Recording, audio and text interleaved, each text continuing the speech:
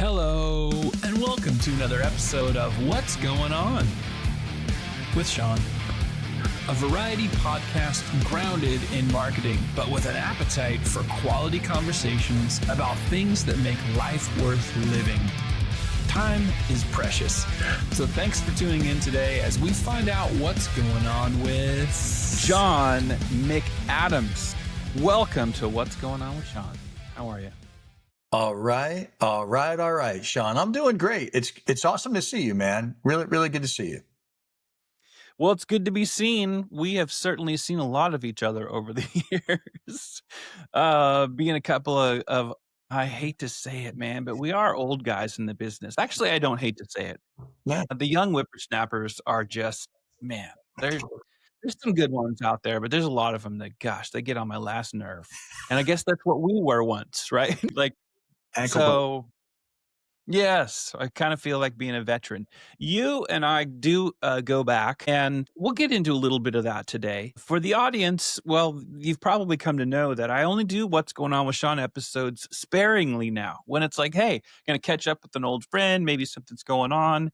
It's one of my favorite places because I only do these 3 or 4 times a year to just kind of step off of the norm and have conversations with folks just like you, John. So I'm really glad that you're taking the time to do it.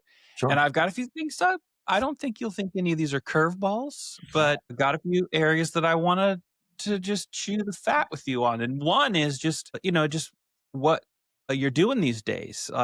Sometimes the industry doesn't always follow us as we make transitions and moves. And so I want you to share that. What's up with you on that regard? Yeah. Hey, look, honestly, that's a great question, right? So you're right. You and I go back, probably 15 plus years, doing a lot of very successful things on both the retail side, working in dealerships, like literally running stores, and on the vendor side. And obviously just helping dealers grow has always been my passion. And people that know me knew that about me from the very beginning, probably because I worked in a store for 15 years of my life. I had a lot of different chairs. So I look at it from a different lens than just a vendor. And one of the things that I'm always passionate about is the growth of a dealer and the technology that's out there today to really help a dealer grow. And when I started looking at, the market shifting, as it always does, it's like sands, right? In the automotive industry, there's just, the sand is always shifting. I've always been chasing modernization and innovation, not only for myself and my own growth, but for that of my friends that run dealers or, dealer partners of mine that have come to know me for the last 30 years. And I knew that innovation had to be seamless and data rich. Like I had a couple parameters in my brain. Listen, if we're going to go innovative and modernization, I needed to be seamless and it got to be data rich. I needed to make sure that the increase in satisfaction and performance for the dealer was there if we're going to make any changes for modernization and innovation. And I knew if I innovated and I was at a place that had a lot of innovation, that could drive revenue potential. So I was like, okay, I need 3 things. I need these 3 stars to line up. So the 3 wise men were coming into the holiday season. They got to line up. They all got to get to where they got to go. And I made a shift back. I was in contact with the chief operating officer of where I am today. So I work back at Team Velocity Marketing directly for the chief operating officer. I oversee some projects there. I oversee some projects at Social Dealer, which is another division of Team Velocity, and really striving to bring innovative and modern products and solution sets to dealers, right? I'm a super digital guy. And when I get to places that aren't super techie, digital, modern, and innovating, it rubs me a little sideways. And if I can't get by it, I have no other choice but to go find that home where I could do that to dealers and have them grow the right way. So that's what I've been doing. I made the move back in June or July of this year. And I'm rocking and rolling over here at Team Velocity and Social Dealer. Well, that's awesome. Well, I'm glad you're absolutely in a place that you're familiar with, of course, but you talk a lot about things that speak to your experience. When you've been in the retail side of an industry in this case, the wonderful car business. Retail gives a perspective to people that there's no replication for it. Like there are all kinds of training efforts to try to do that, but it really informs, I think, the sensibilities of that. How do I actually evaluate whether something is a problem or do I need this solution? It helps people really understand what it really does feel like to work on these kind of 30-day cycles of high pressure, right? For sure. Those things also exist when you go into the companies that are selling services, products, technology to dealers. But you have a completely different perspective when you've done that on the retail side of the industry that you're in. So I've always, and I've probably told you this 100 times, if not 1,000, I've always really appreciated and respected that about you, is that is kind of your anchor in terms of the value you try to bring in everything that you do in the roles that you've been in over the years, is the fact that you are in the seat or seats inside of retail that are the things that still make you passionate about what you're just talking about. Like innovation matters, right? And it does, but it falls apart if you don't have the context of deep experience, which you very much have. So yeah, I love that about your story. So working on some Yeah. special projects at Team V, helping the social dealer team as well. Yep. I want to talk a little bit about the social dealer stuff. I find that one, the social dealer brand has been around for a long time.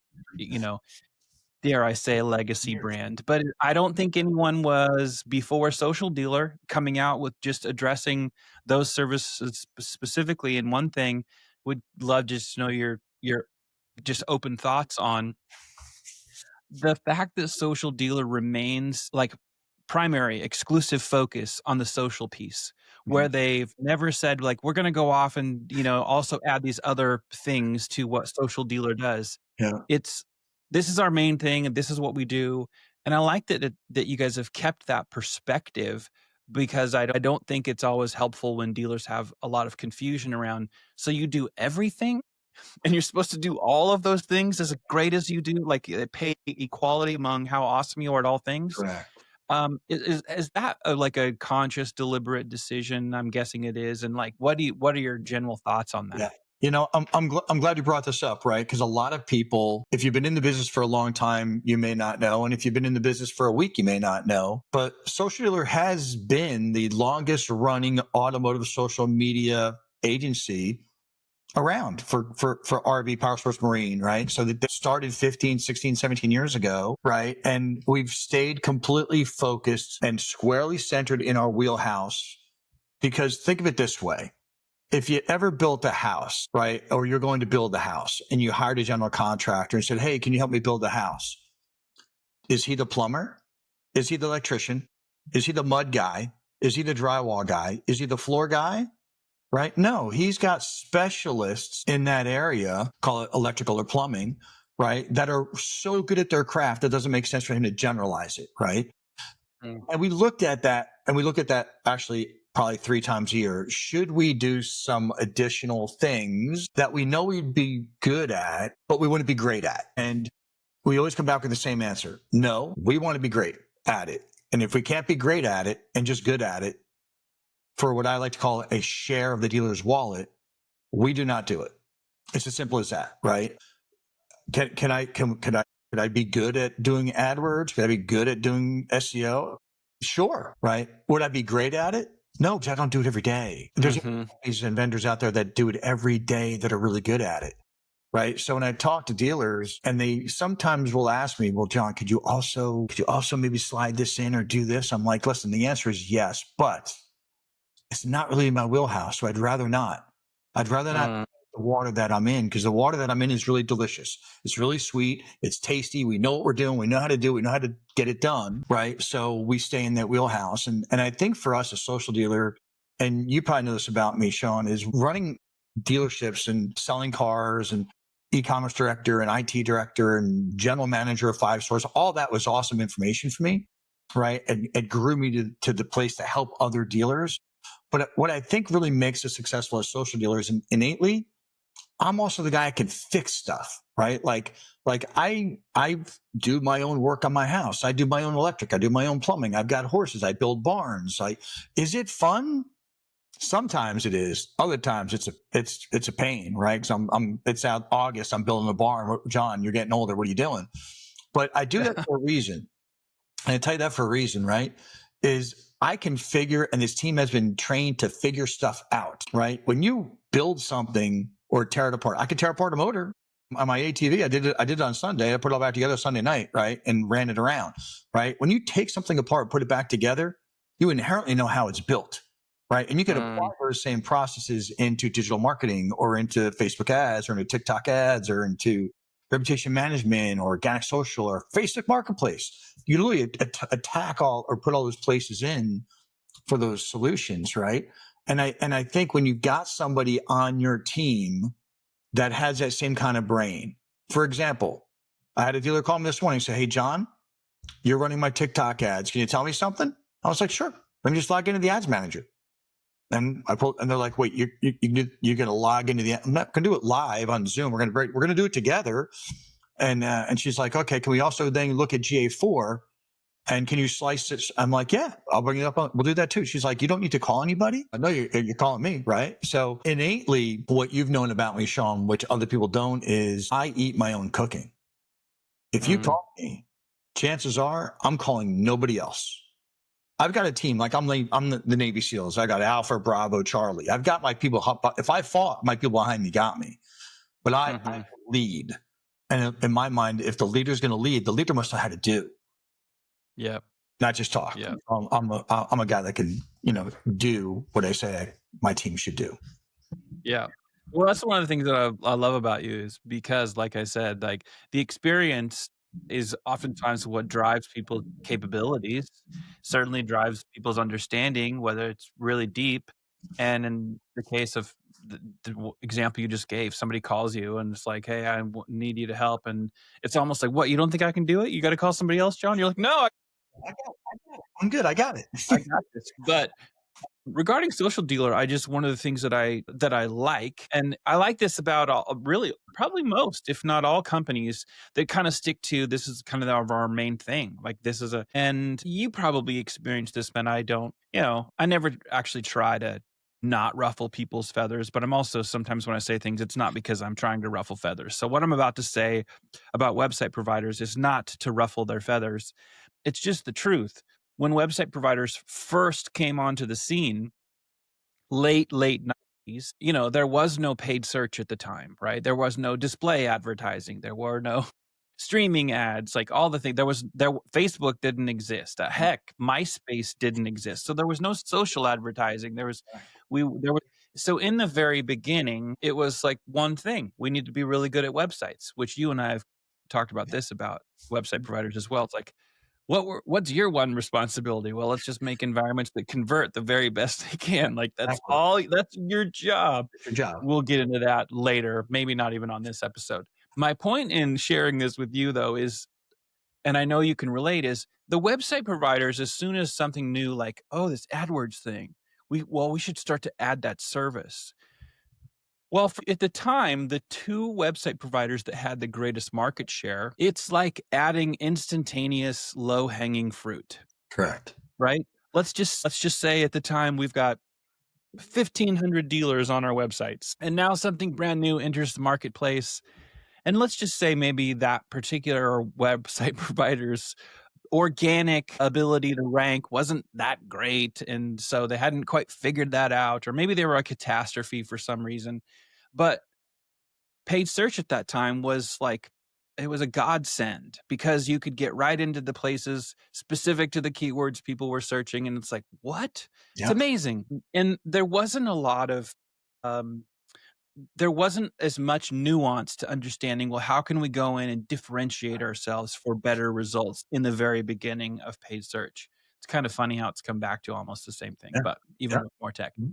But that example is one of when you've got a bunch of services and it's like, we should keep on adding these things. Oftentimes it's not being added, although they won't tell you the truth about it. Those things aren't always being added because they actually can be best in class for the dealer. It's often done because, well, one, it's going to make more revenue for the company. I don't begrudge companies for that. That's business. But it also needs to be, I think, transparently told to dealers. It might just be more of a factor of convenience that all of these things are coming from one provider, one source. Yeah. Can we be in the ballpark? Yeah. But there's never that. Everyone's always, we're the best at every single thing, yet there's no proof of it. And so I like that you guys are in that lane because I think it just clearly defines who you are, what you're about. And so Started, Shaun, right? Think about it. Like you and I were, before I met you, I was still on the website on the vendor side, right? And and then we met at a vendor that does websites, and all we did was websites. And I remember working at that website company before I met you, and all we did was websites. That was it, right? And all of a sudden, Google AdWords showed up and was like, "John, go sell Google AdWords." And I was like a young little puppy. I was like, "All right, well, we'll go sell Google AdWords, and there can't be too much to it. You're just going to show up and I put some keywords in. Give me some money. I give it to Google. You show up. No competition. All the buys were small because there was no competition. The OEM wasn't playing, so they didn't run up the costs at all, right? It was actually the Wild West." Right. Mhm. And I don't, like you, I don't begrudge any vendor for trying to help grow a dealer or dealer partner's business if that's the reason why they're doing it. Listen, Social Dealer is a profit company. It's not a not-for-profit agency, right? At the end of the day, right? But we want to make sure that we're doing it right. And that no matter what we do with all these outside influences and forces upon us, a new shiny lure comes by. We're like, oh, should we do that? Nope, it's not social. Sorry, nope, can't do it. Right? And it hasn't been in our wheelhouse since in the last 10 or 12 years. Like everything we have, literally every tool we have in the toolbox, we literally have had there for 10, 11, 12 years.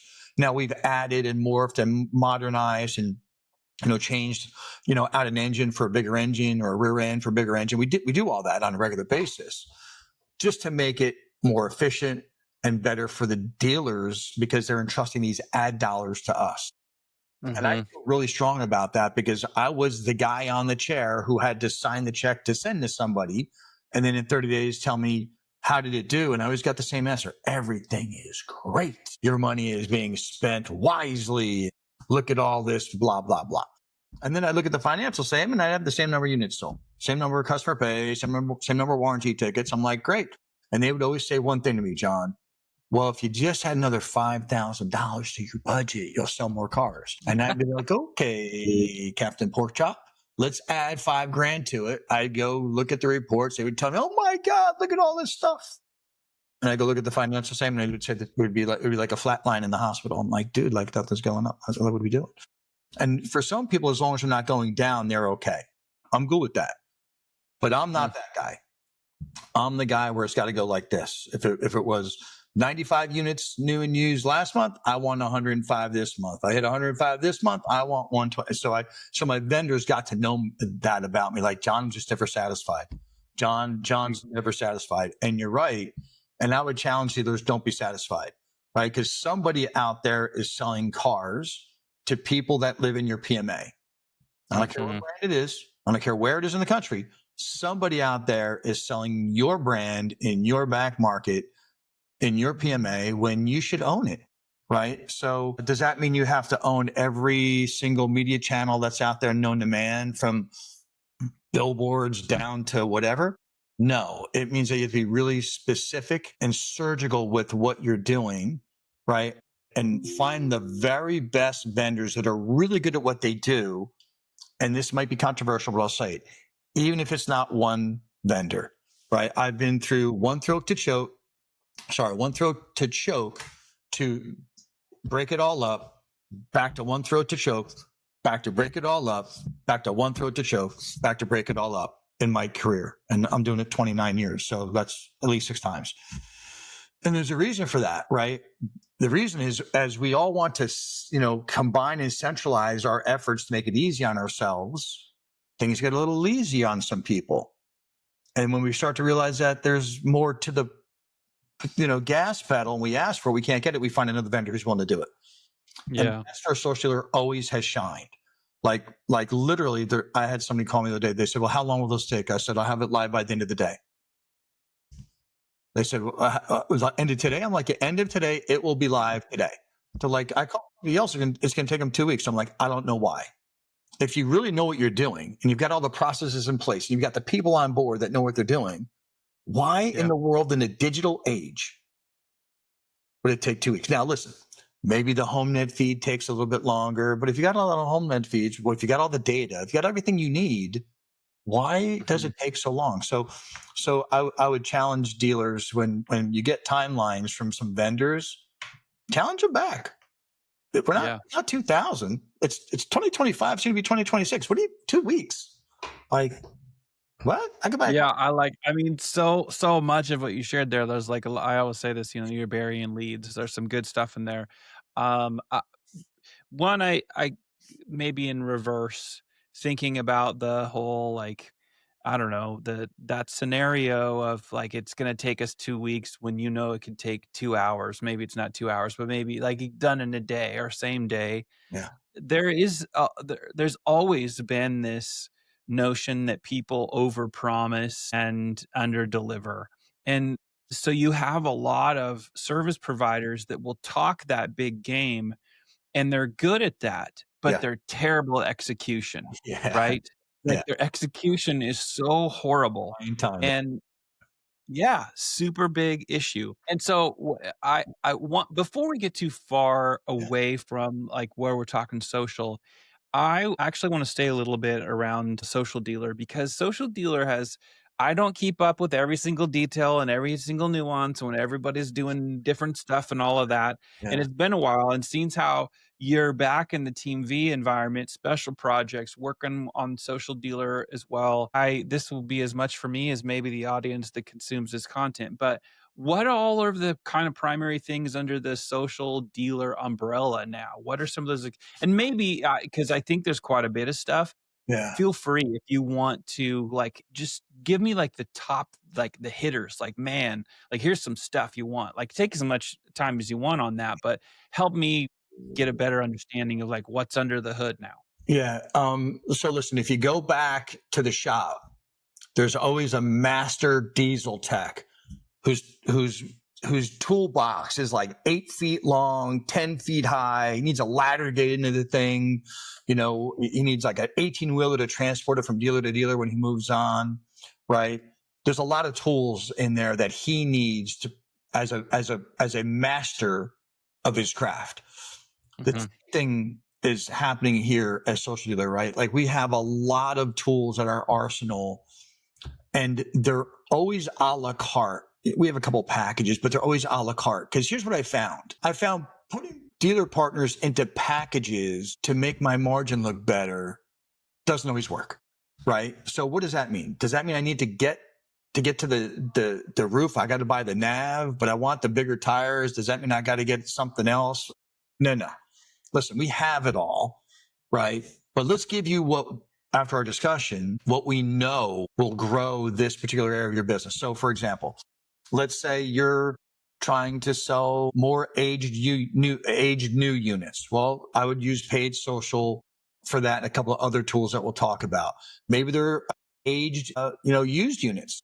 Maybe you're we're coming up to Section 179.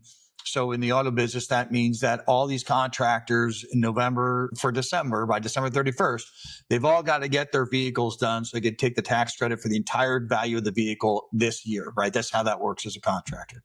Also, if you happen to want to get yourself a G-Wagon that's over $6,000, you can do the same thing as long as it's through your LLC or sole proprietorship, right? So what does that mean? So if you said, John, can I talk to everybody in 10 miles of my store that's a roofer, a plumber, an electrician, a florist, a landscaper, and can I market to those people that we're back into Section 179 and I've got all these beautiful commercial vehicles, white pickup trucks and cab chassis available for you to buy, but we have to do it by December 31st in order to make the tax requirements happen.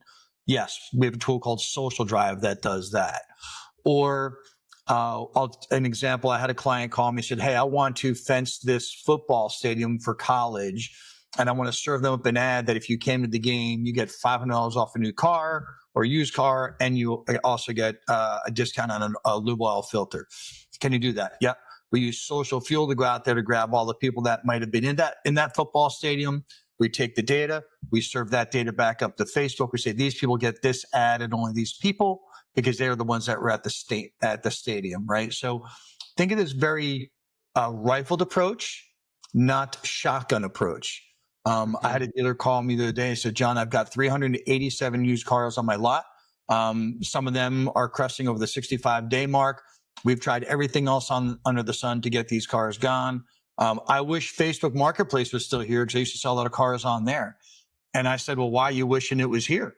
He's like, well, they got rid of that a couple of years ago. I said, no. Again, false information that made its way through the automotive, arena by some vendors who were incorrect on it. So we have and always have had auto posting of new or used cars on Marketplace, right? It's never gone away for Social Dealer and our dealer partners, right? What they said is you cannot use a business Facebook page to auto post for that. But since we've been around for 15 years, we knew some people at Meta, and we knew the details, and we just changed the way our program worked, and we still haven't had a problem. And we have dealers that today post hundreds and hundreds and hundreds of cars each on Marketplace with an AI tool that answers all the leads and only sends the lead to your CRM if it's qualified. So no more junk leads of, is this vehicle available, right? And that's why when I said at the top of the call, innovation and modernization is key when it comes to this. As it shifts and changes, you need to be ahead of that shift and change. So if you wait for the shift to happen and then you listen to everybody else, you might get the wrong answer. I was in Alabama when that change happened like 2 years ago. And a gentleman from another vendor, widely known vendor, massive vendor, he stood up in front of this room of GMs and he profoundly professed that Marketplace will be dead by next month because there'll be no more feeds. And I sat there and Shaun, I said, do I do it? Do I be the guy? Should I be the guy that stands up and says he's wrong? And of course, you know me, Shaun. So I stood up and I said, well, you got some wrong information there. And if you don't think I'm right, that's great. But a month from now, when I'm still doing it and you're not, you'll be calling me. And we never had a lapse in any of our Marketplace actions since then. So keep in mind, if you lost a Facebook page, you struggle to get it back, call us. We have a tool that gets it back, right? If you want to post or run ads on TikTok or Snapchat or Pinterest, we do that as well, right? You want a reputation management because your scores are not that great or they need to be improved, or you want to maybe use that information to show up in Gemini, some AI tools that are looking at social channels and looking at reputation to see if they should serve that result up in the AI Gemini channels, right? So there's a lot in the toolbox, but I'd say the core will always be paid social media advertising on Meta products, Snapchat, TikTok, Pinterest. It'll always be reputation management. It'll always be Facebook Marketplace. And it'll always be organic social media management and posting for our clients, especially now. Like I said, AI is looking at those social channels. And if you don't have a really great engagement side of your organic, you will probably lose out in that Gemini listing as it just gets smarter and smarter over time. Not that I want to be, kicked out by a robot called AI. This is the world we live in. We got to get behind it. And if they're going to go out there and search all the properties about you, you need to make sure all your stuff is lined up and working properly. Yeah, for sure. I mean, I feel like translating everything you just shared, I mean, is it fair to say, and I know you'll answer this honestly, even though you could answer it with bias, but if dealers right now are like, kind of revisiting, like, well, we've done some stuff in social before, because I hear this a lot where dealers are like, we've done social stuff before. We you usually misaligned expectations with what they thought they were going to be able to do. Oftentimes, it is tied to lead generation. It's another place where we can just harvest more leads, which there's some truth to that. But I think that there's also a huge component to even the advertised side of social, where there should be no expectation of like every single effing thing you do in marketing has to be lead generation focused. Like, what about building your brand? What about making sure people know that you're the fun ones to buy your Toyota, your Ford, your whatever your favorite car is from, or you're the ones that I could buy a Toyota from 10 different dealers within driving distance of me in DFW, but the one that I buy from, it's because I like the people there. I like how I'm treated. And so, social can be used for all these things. But I guess what I really want to ask you is, and for your honest feedback is, if a dealer's kind of in that reevaluation, or maybe I just need to rethink what social means for us and where our strategy should be focused and how we should calibrate this part of our effort. I mean, is there any reason why a dealer shouldn't say, you know what, we should at least have a phone call with John or the folks over at Social Dealer before we start trying to figure that out in other places? Just have that dialogue, right? Yeah. That's free. You guys do that for free, right? Let me ask you a question, Shaun. Do kids still play baseball in Little League? 100% they do. Thank God they do. Thank God they do, right? Now, when I was playing Little League, the outfield was covered with 4x8 sheets of plywood with advertising on it, right? Nobody tracked it. We did it, right? Kids are still playing Little League today, right? More parents than ever are going to their games because they're probably home working remotely, right? I've seen the stands filled when I go to my grandkids' Little League game. It's filled, right? So Yep. I bring that analogy up for this reason. It's, branding didn't go away just because some digital propeller heads said everything needs to be tracked. And anybody who's out there that wants to classify, I'm a digital propeller head too, but I'm also a car guy, right? I still needed to build my brand. When I got to my stores that were in the red, failing miserably when I got there. Now I'm going to say I got them into the black. I couldn't ignore branding. I couldn't be like, well, if it doesn't generate a lead, I don't want to do it. What? Then it became, well, if it doesn't generate a qualified lead, I don't want to do it. My BDC won't handle a qualified lead. They want to handle a regular lead. I'm like, so who runs the store? You or the BDC, right? Listen, at the end of the day, here's what I'll tell you. Branding is a key component, and social is a wonderful way to drive both branding and leads and hyper-focused ads that will generate leads and or clicks back to your website. Again, if you want us to drive traffic to the website, we do it all day long.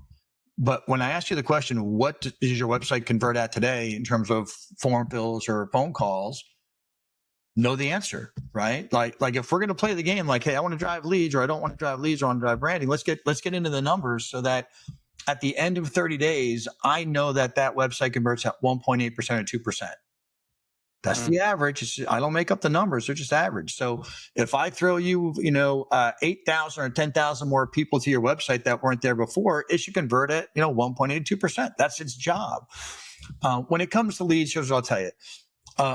Early on, Meta did a bad job at qualifying leads for dealers.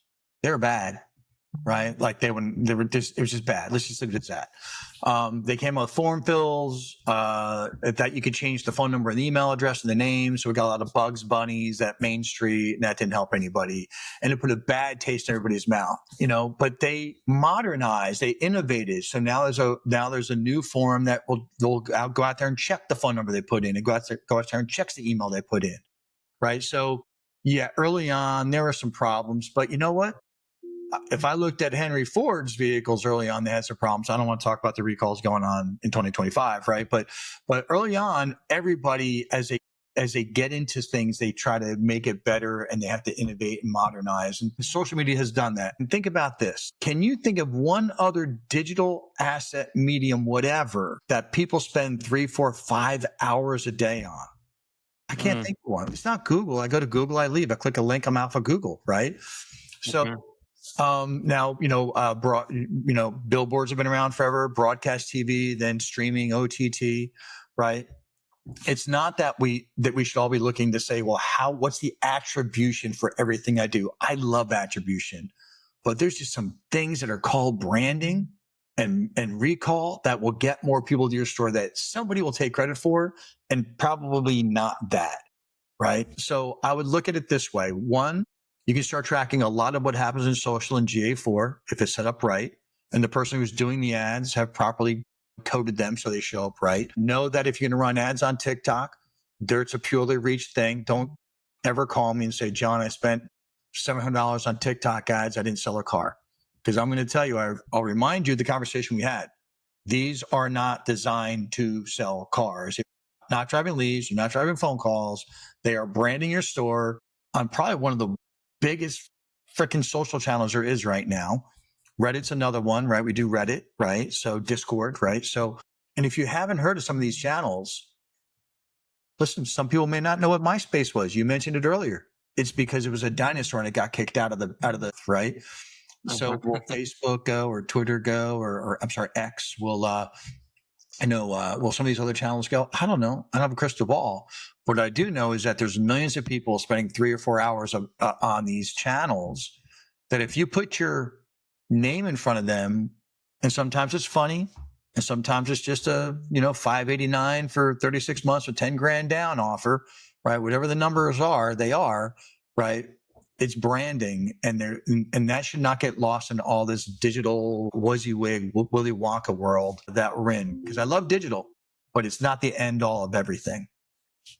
Yeah, one of the things that in corporate marketing or in B2B marketing, kind of world that I live in now, I tell companies all the time, like when they're like, well, where should we be advertising? Where should we be putting, even if it's not paid advertising, where should we be dropping content that's posted organically? And usually they're wanting to know, if they should be in LinkedIn and to what extent. Should they just be posting organically? Should they be doing paid, whatever?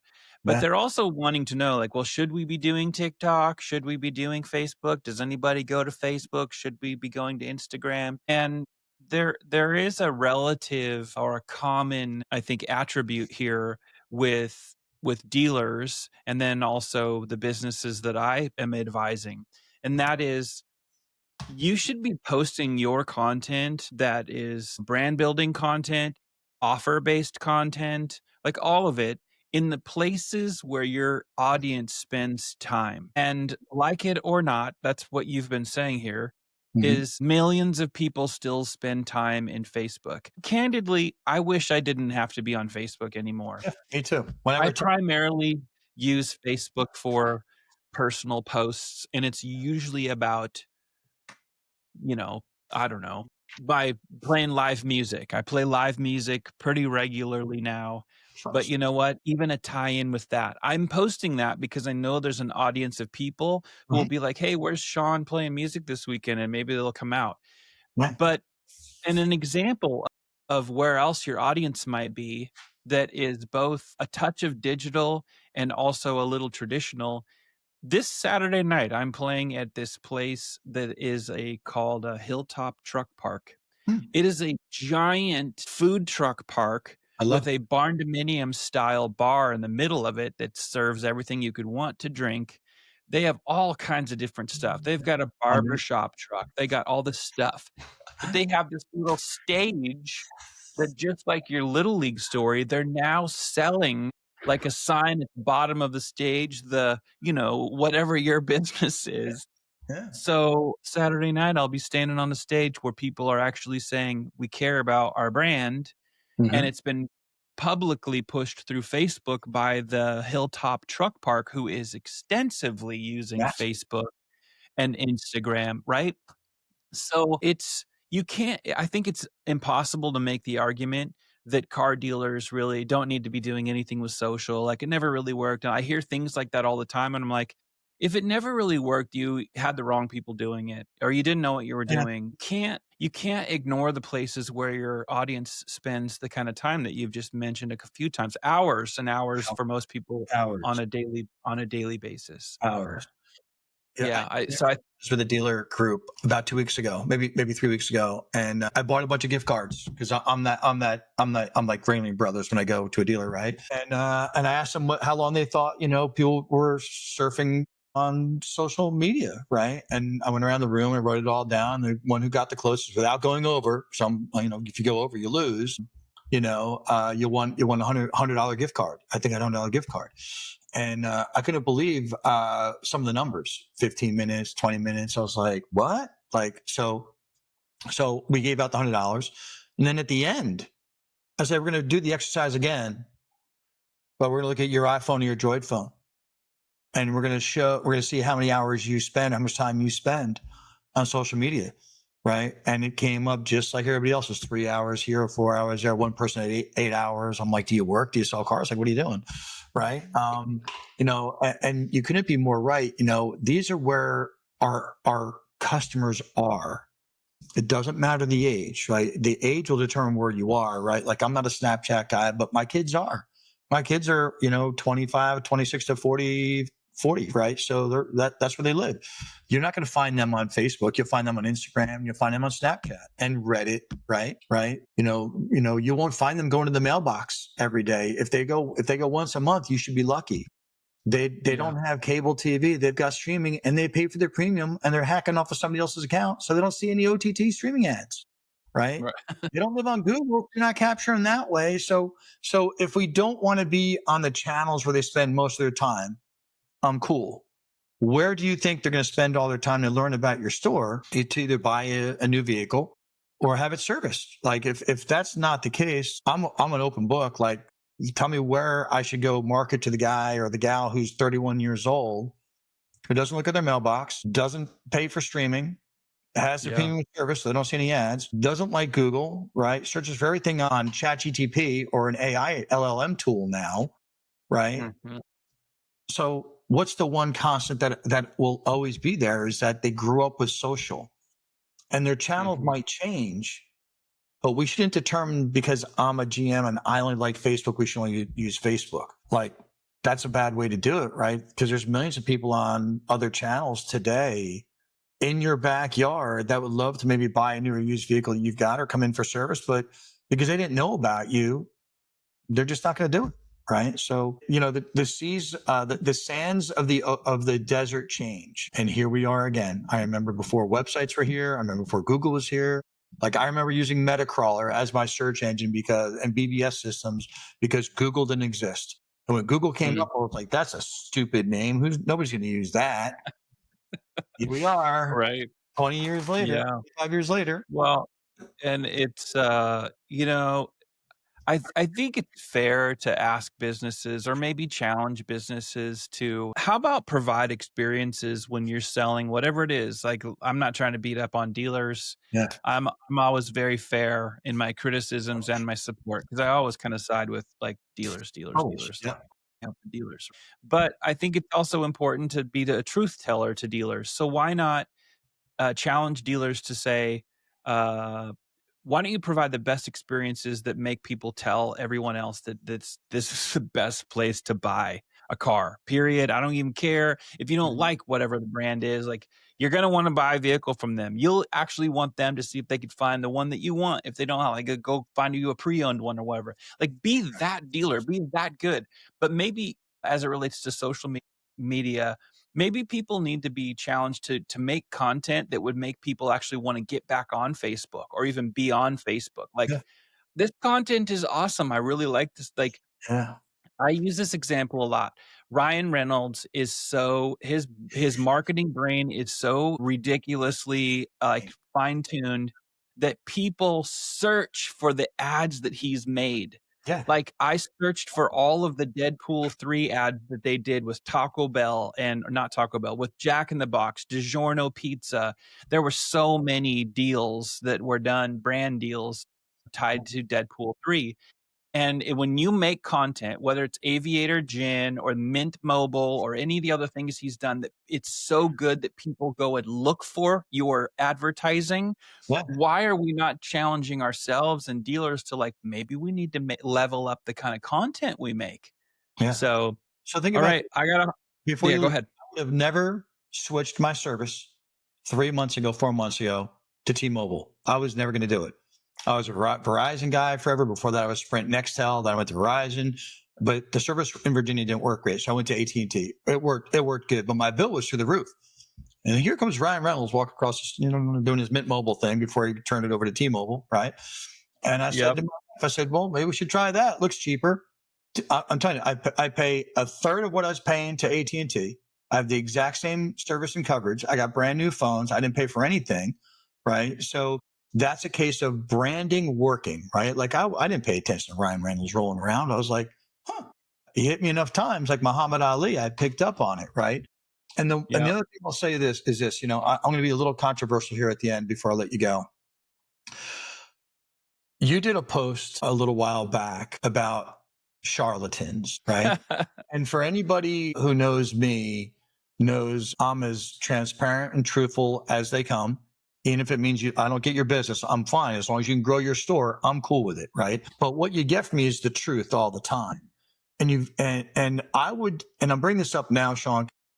I think the reason part of the industry is in a spot where it's at right now is because there's some charlatans running around repurposing word tracks that sound great and they're really good at it, talking with dealers. And the dealers are hopeful that this is going to work and that this person who has this information actually can do what they're saying they can do and believes it. And I think over the past 10 or 15 years, we've gotten more of those, right?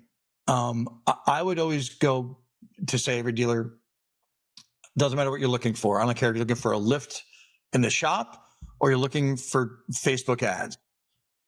Verify the source of who's telling you what to do to help grow your store. And not if they've been in the car business, because that's one litmus test I always still do. Because I believe if you've worked in a store for a long period of time with a success record, you've got some credibility, street cred. But also, if they're selling you something, can they actually do their own cooking? Right? Call them out in the middle of a demo. Say, hey, you know what? That's great. Show me live. Show me live how this works. Show me live how it's put together. Show me live how it's going to get on board. Show me how live what the reporting is going to look like. And if they can do that, then I'd say, continue on your journey with that person. But if they can't, then maybe put them in that bucket that you talked about, Shaun, right? Because in the car business, we have got we do a lot of good talking. I think that's how we're so successful, right? But if I talk the talk, I can walk the walk. Otherwise, I don't talk the talk, right? So, I think if we got back to basics as an industry more, I think we would probably exponentially grow versus swapping out vendors because somebody said something that, that inherently wasn't the truth, right? Yeah. I think that all of that's so true. And that post actually, I'll have to go back and check that post and then my trade show math no one wants to do. Those two posts popped off big time in the last few months. Both of those were huge. No one ever wants to call out who they think is a charlatan. There was some good dialogue. I normally don't I won't name any of these people on there because maybe they don't want to be, but you can go back and look at. There were people that jumped into the comments there that had good things to say and like, well, who defines what a charlatan is? And I'm like, why don't we just go by the Webster's, definition of a charlatan? Why don't we just do that? Like instead of letting the automotive industry define what a charlatan is, that sounds kind of stupid. But there was also some good feedback around, there are people who actually are so already taken captive, their thoughts, their belief system by some of the people who actually are charlatans. And to them, they're not a charlatan. They're literally like a truth teller. And then and to your point, it gets really, the muddy water churns up real fast. And I think that's one of the reasons why I've always told people, as it relates to you is like, reach out to John McAdams because there's a handful. There's not like tons of people that you can reach out to and they'll just tell you the straight up truth. That is usually the most difficult thing to have found to be true over the years in automotive is who's telling the truth. Because and I hate to say this, but some of the people that I have, even as a young man, some of my biggest heroes that taught me more than anybody else in this industry, I was in the wrong place at the wrong time and I got to find out who they really were. And then it just destroyed their reputation with me. And did I ever tell them? No. Just like people who I think are charlatans, will I ever tell them to their face? Probably not. Just because I'd like to try to be a kind and decent person. But I do like being an advocate for, putting the megaphone out there of who are people who, when you're unsure, will call them. Even if you don't do business with them, they're going to give you a straight answer because their reputation matters long term. They're not going to spend 20 years building it and destroy it in 2 seconds by being an idiot. You're one of those people. Now, before we totally end this, I've got rapid fire this or that. And I want to go quick. Is Like, this a because game? this has all been we're talking business stuff and whatever, and I'm saying, "I've got a little more time that I gotta get some things out of you." So I don't want long answers. All right. I want you to give me relatively short Down answers. and dirty. I love it. All right. Are you ready? I'm shaking it out. All right. Man, I I hope hope you know the answer to this first one. Where did you grow yeah. up? Okay. Where did you grow up? I was born in Texas. I grew up in New Jersey. Where in Texas were you born? San Antonio. San Antonio, and you grew up in New Jersey? Yeah. Then my dad, Air Force, traveled all over the globe as an Air Force brat. Finally settled down, worked for Honeywell. That was Connecticut. Okay. He moved to Jersey. I met a Jersey girl, stayed there until I moved to Virginia about 5 years ago. Military kid. God bless you and your family. I love it. Okay, what was your first adult job? Like, it's felt like that was adult. I was a plasma welder. I welded plasma welded for about 2 years, maybe a year and a half. Realized that my health was worth more than the money I was making because I was making bank. Like I was making bank. I went to a buddy's house who had a really nice apartment. He had a brand new Volkswagen GTI, and he had a hot girlfriend. And I was like, hey man, like what do you do? And he goes, I sell cars. I was like, you make this much bank selling cars? He goes, yeah, come sell cars with me. I was like, all right. I quit my welding job and I started selling cars. You answered the next question I was gonna ask you. Everybody else wants to know how do people get in the car business. It's usually, well, I saw the ad, $100,000 a year, car to drive, whatever, come and sell us this pin, and then we maybe will hire you. Like, I Yeah. love that. Okay, so that's good. Yeah. Then I have to ask then, who is there somebody who inspires you like on a regular person, and this could be somebody who's inside or outside of the car business. Most of the people inside of the car business that are trying to be these inspirational heroes I think are jokes, but we won't Mm. get into that. If there is somebody inside the business, fine. Is there someone who inspires you? There's one inside and one outside. Well, my wife, obviously, right? Like, we've been together forever. She's in the car business. She's a senior VP at Social Dealer, right? We're like that, right? For sure. But from a mentorship perspective that has a high moral compass, wants to do everything right, and is always pushing me to be the tip of the spear. Like is happy that I want to be that he wants me to be the tip of the spear. Like he's like, hey, John, I want you to be that guy. And has been there for me for a long time, 20, 25 years would be Bill Riley, ex-colonel in the military, who's also the chief operating officer at Team B. Very, probably one of the smartest guys I know in the automotive industry with an incredibly high moral compass. So I look up to him because, A, in 25 years, he's never steered me wrong. And B, I always think you need somebody to chase. And if I wanted to be somebody in this car business, and it wasn't all about money, right? I would want to emulate what he has done for me and other people that I know for the next generation of people coming up, right? Like I feel our job is to educate properly the next generation, not with word tracks and closing statements. Like we can all do that. We should all be able to do that, right? But here's how you can become a better human to your family or for the business, and look at it from a different lens. So I would say definitely, he's been that guy for sure. So I love that. What high praise, what a amazing compliment for him. And I mean, that's great. That's why I ask questions like that. I'm always interested. And I love that you're also like inspired to think about like, what's the legacy? Like the older I get, I think about that too. It's like, there's a lot of younger people, and the older I get, the more grumpy I get. And I'm a little bit more of a truth teller. And I feel like, oh no, I'm turning into my grandfather where I'm like, I'm not afraid if this like offends people because it's the right thing. So still say it. But I do think about like, am I doing anything, if at all, that is really mindful of who comes next? Will people remember those things about me that you're sharing about Bill in ways that, they'll tell those same stories like, man, Bill was this guy for me. John McAdams was this person for me in my life. They were really helpful. And for me, that extends not just in industry. I want people to be like, the things that you're talking about, like high moral compass and like doing the right things. Nobody's perfect, but when you can make that impression on somebody like you're describing with Bill, I think that matters a lot. Okay, Well, here's the fast ones. We have the reputation when we leave, right? And I want my reputation to be spotless as it is today when I hang up my cleats and say I'm done, which won't be for a while, but I don't want to burn anything along the way. Yeah. Yeah, for sure. For sure. Okay, here's the fast ones. Okay. Well, I don't know. It does depend on how fast your brain What works there, John. All Okay, right. ready? Hot dog or corn dog? I'm a hot dog guy. Taco or burrito? Taco. Medium or hot? I'll do medium. My stomach can't do hot anymore. I can't do it anymore. Won't let me. Okay, burger or pizza? Oh, I'll do burger. Ice cream or cake? Can I get both? I want both. You can get both. This is what's going on with John McAdams. You can get whatever you want. All right, Coke or Pepsi?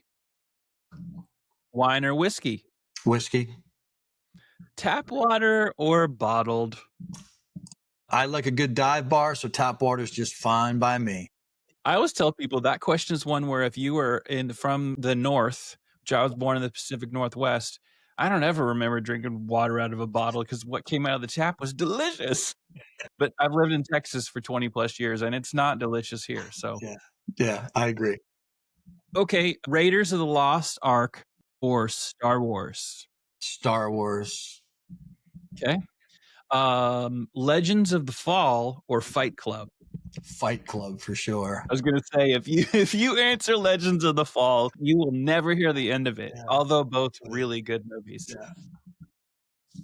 This is kind of not fair, but Superman or Batman? Superman. Okay. Motley Crue or Miley Cyrus? Man, Crew all day long. Maybe a little Judas Priest you can throw in there with me. That'd be awesome. Sure, that's fine. How about just get rid of Miley? How about Motley Crue and Judas Priest? By the way, just really quick, I was a dude in high school that had the jean jacket with the painted, cover on the back, and mine was Rush 2012. Okay, even better. If you watch Stranger Things, which is the rage right now because the new season's dropping, Eddie Munson, the guy who literally plays Metallica, Master of Puppets, he has one of those jean jackets with something on the back of it. So you were the Eddie Munson of your high school. I love it. Iron Maiden. Beatles or the Stones? Stones. Eddie Van Halen or Jimi Hendrix? Ooh, wow. I'll take some Jimmy, little Watchtower. That's awesome. Little Hendrix. Okay. Yeah. All right. This last handful, they get a little tougher. Okay. Test the waters or jump right into the deep. I dive right in the deep end all the time. I figure I can swim. I'll get myself out of trouble. Fair enough. Yeah. Pineapple on your pizza or candy corn? On my pizza? Mm-hmm. I'll take none. Yeah, sorry, man. Yeah, I can't do that. Strike that question. All right. Sort by price or by review? Ooh, I usually do review first and price. Crunchy peanut butter or smooth? Super chunk, baby. Super chunk all day long. Okay. Are you an early bird or a night owl? I sleep 4 hours a day, so I'm a little bit of both.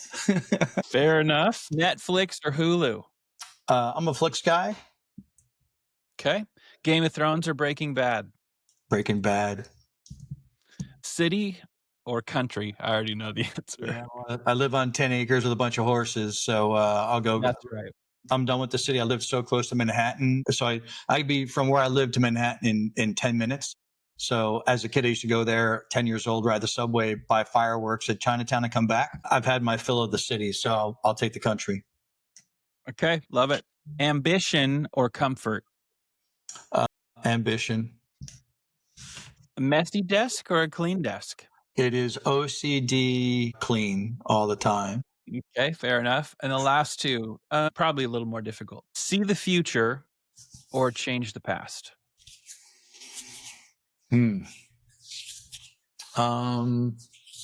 I always look forward. I never look back. So I'll see the future. Okay. And the last one I have for you is, would you save 100 strangers or just one person that you loved? That's a really tough one, right?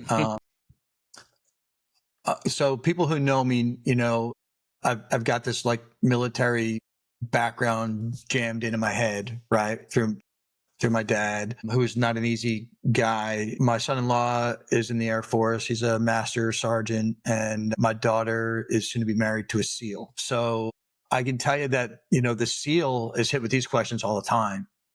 And he's at sniper school right now, the hardest thing to do. And I wonder how I would do in situations like that. But I know what I would do, although I wouldn't want to do it. I would save the 100 people, because the chance for humanity to get better has a better shot if I saved 100 people. Although saving the loved one would be more to me, right? Saving the 100 people exponentially means I helped a lot of people out. So I'd have to save the 100 people. Sorry. Gotcha. Yeah. No, don't be. No, there's no right or wrong answer. It's just, I always like to ask that one at the end, just because it makes you think, and just really makes you think. Yeah. Last thing is me. Like you can take me and save 100 people, or my loved one. I'm good with that too, right? So, if I'm cool with that option C, if that was there as well. I love it. Before we close, is there anything that you want to know that you've never asked me? What's crazy, Shaun, is I never knew how you got to Texas. Like I knew you're a Pacific Northwest guy. I actually thought you lived in Seattle for the longest time. It wasn't until you and I started having conversations over the past probably 5 years that I knew you were down in Texas. So I don't know how you got from Pacific Northwest to Texas. That's a big leap. That's an easy one to answer. I always answer that one with a joke, which is I lost a bet, but that's not true. It's part of my career, and it's part of my career that actually has a little bit of intersection with folks that you know quite well over there, with David Boyce and even with Bill. Kind of ships passing in the night. I was a young buck who got hired by Reynolds at a downtown Seattle office with Microsoft CarPoint.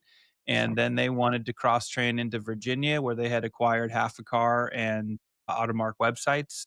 Yeah. And I ended up being the lucky bastard that got chosen to move all the way across the country with my wife and very little children. And we spent a few years out there before another website company out of Plano, Texas, Third Coast Media, was acquired. And the CEO of that company kind of made it his mission to convince me to move to Texas. And after a few attempts, he finally did. Okay. That's how we got here. Yeah. Our paths definitely have crossed before. Although I didn't know you, you didn't know me, we didn't know our paths crossed, right? I think I really got to know you when, it was the beard and the hair, right? That's when I was like, hey, I need to know more about this guy. Like I feel he is like me and just wants to help dealers grow. And that's when I really started, trying to strike up conversations with you like a groupie. I was a little fan guy. And I'm glad that, it paid off. And I guess are you hot dog or corn dog? I mean, that's a question I don't have an answer to for you. I'm a corn dog guy. Are you really? But specifically it has to be all beef that the dog does. Okay. I'm not much of a lips and beaks and tails kind of dog guy.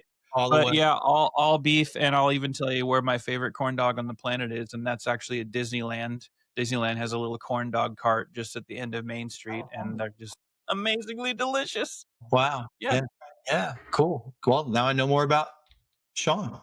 You do. But the audience, now you know what's going on with John McAdams.